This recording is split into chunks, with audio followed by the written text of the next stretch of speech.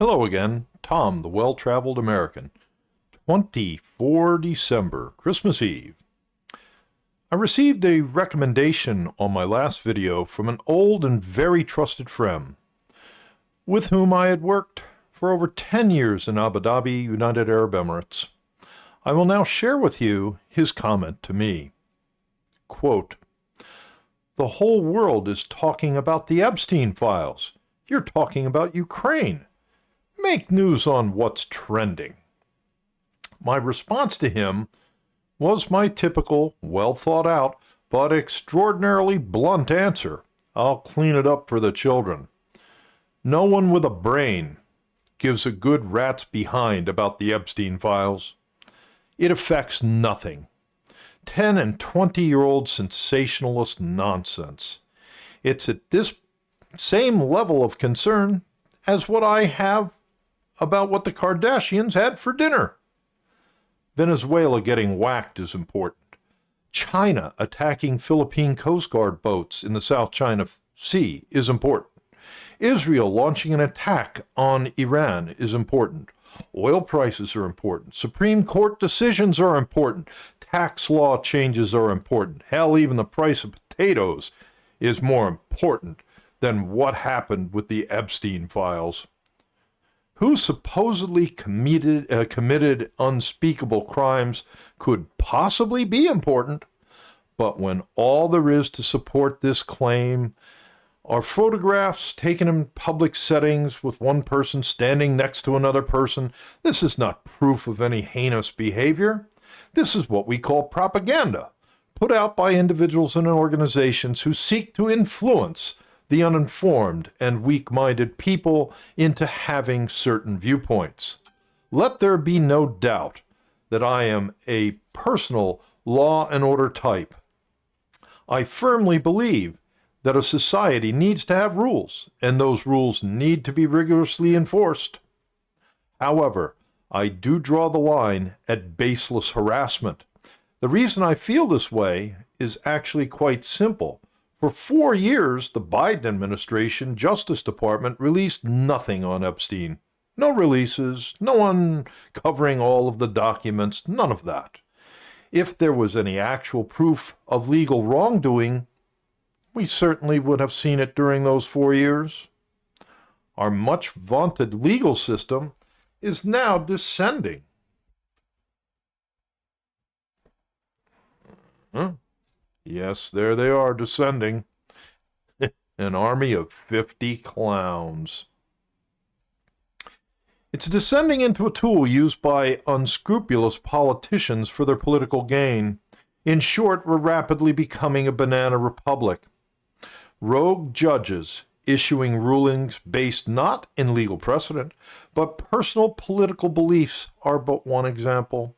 The use of the legal system to bankrupt people into submission and accepting plea deals is another. The lack of accountability offered to certain people while others receive the full force and fury of the legal system is another. In short, we have a serious problem. Without holding people in high positions of trust accountable for their miscreant actions, our system will continue to decay. A current example regarding this would be what looks like the get out of jail free card for the judge in the Minneapolis case, who was convicted on felony charges. It now looks like that judge in her trial may have a purposely botched trial so that she can get let off with no consequence. In fact, Judge Hannah Dugan is receiving her full salary while on administrative leave, even though she is currently a convicted felon. If you or I were convicted of felony charges, we would receive our full job benefits? Not likely. But then we're not judges. This quote-unquote professional courtesy thing is nothing more than a corrupt system. Cops who refuse to give other cops traffic tickets. Doctors who refuse to testify against other doctors in malpractice cases, airline pilots who cover up for other airline pilots' mistakes. Heck, I even suppose that plumbers cover up for other plumbers' mistakes.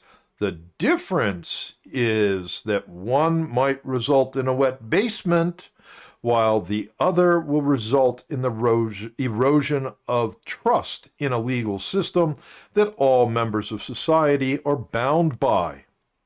Positions of trust must carry with them a higher burden of responsibility and ethical behavior. They do not trust. If they do not, trust in the system is broken. Yeah, there we're heading, right to it. I have lived and worked in countries where this system is totally broken, completely corrupt. Trust me when I say this is not the way you want your society to operate. So I will continue to discuss with you what I feel is actually important in today's world.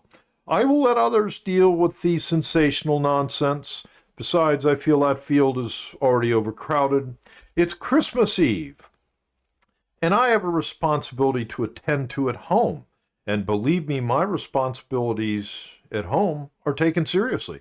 And failure to attend to one's responsibility here will result in actual punishment, as it should be. So it's 24 December. Merry Christmas to all. And if I don't get to you before New Year's, I'm certain I'll have to get to you within the next few days because something will drive me to post another video. Take care and start concerning yourselves with things that actually matter.